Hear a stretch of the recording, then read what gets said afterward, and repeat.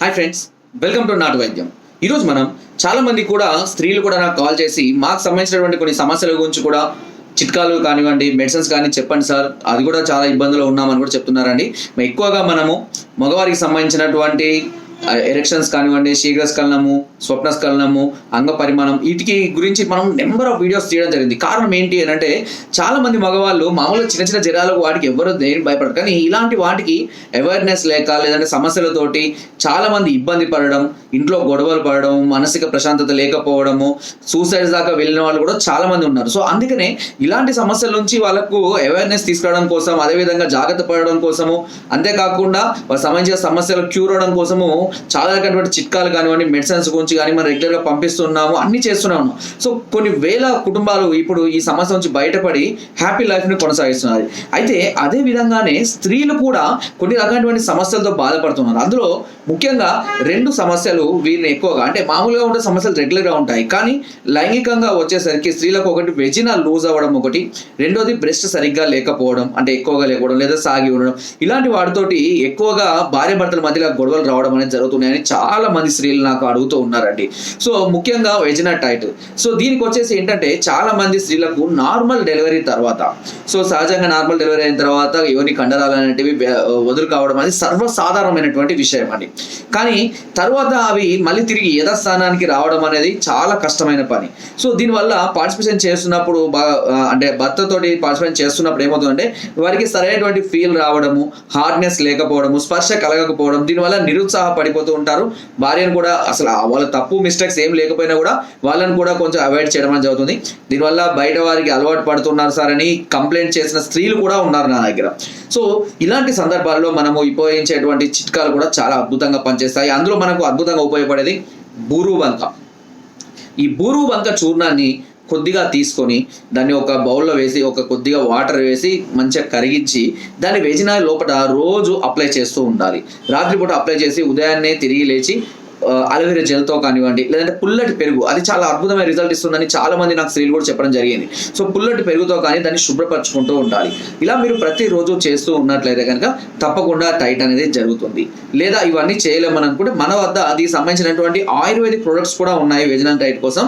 అవి వాడిన స్త్రీలు చాలా మంది కూడా చాలా మంచి రిజల్ట్ ఉంది సార్, చాలా హెల్ప్ చేశారు మాకని చాలా మంది కూడా నాకు చెప్పడం అనేది జరిగిందండి.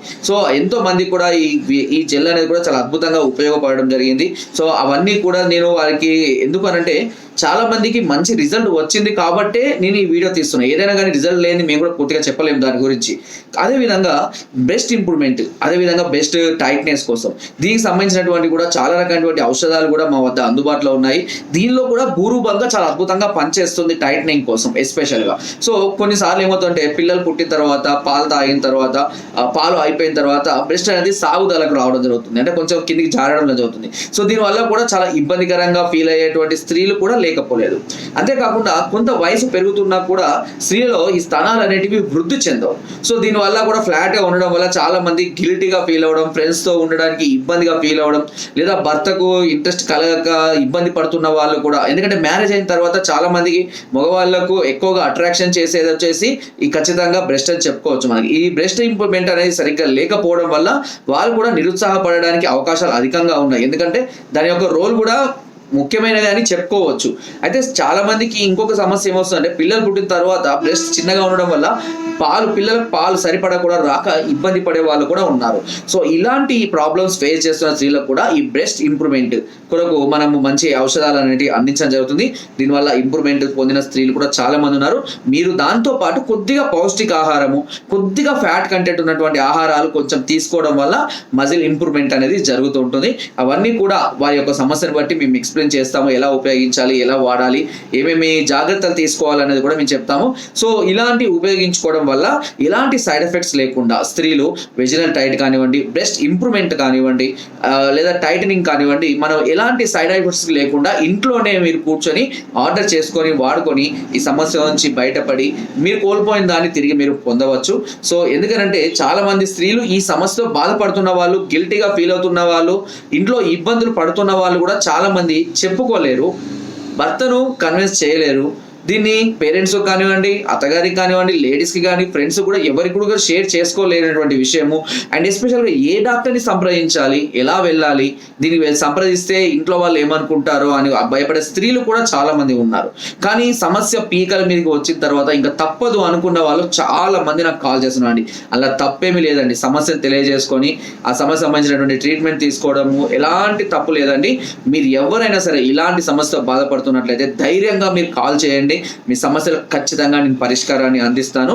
సో ఒక డాక్టర్, యాజ్ ఎ డాక్టర్గా ఇది నా వృత్తి ధర్మం కూడా. అండ్ మీరు ఎలాంటి సమస్యతో బాధపడుతున్నారు, ఇంకా ఇదే కాకుండా వైట్ డిశ్చార్జ్ కానివ్వండి, రెడ్ డిశ్చార్జ్ కానివ్వండి, ఇంకా ఏదైనా హార్మోనల్ ఇన్బ్యాలెన్స్ వల్ల కానివ్వండి, ఇర్రెగ్యులర్ పీరియడ్స్ కానివ్వండి, గర్భసంచి పీసీఓడి సమస్య, వీటన్నిటి కూడా ఆయుర్వేదంలో చాలా అద్భుతమైనటువంటి మెడిసిన్స్ ఉన్నాయండి. కొన్ని సందర్భాలలో ఆ ఇంగ్లీష్ మెడిసిన్స్తో క్యూర్ కానటువంటివి ఆయుర్వేదంలో కూడా మనం చాలా సులువుగా క్యూర్ చేయవచ్చు. కాకపోతే ఆయుర్వేదం అనేది కొంచెం పవర్ తక్కువగా ఉండడం వల్ల, ఇవి హెర్బల్స్తో చేయడం వల్ల ఇది ఇంప్రూవ్మెంట్, అంటే ఈ రిజల్ట్ రావడం కోసం మనకు కొంచెం సమయం అనేది పడుతుంది. సో మేము దాదాపుగా సుమారుగా ఎవరికైనా 3 to 4 months ఇలాంటి సమస్యలు క్యూర్ చేయడానికి మేము ప్రయత్నం చేస్తాము.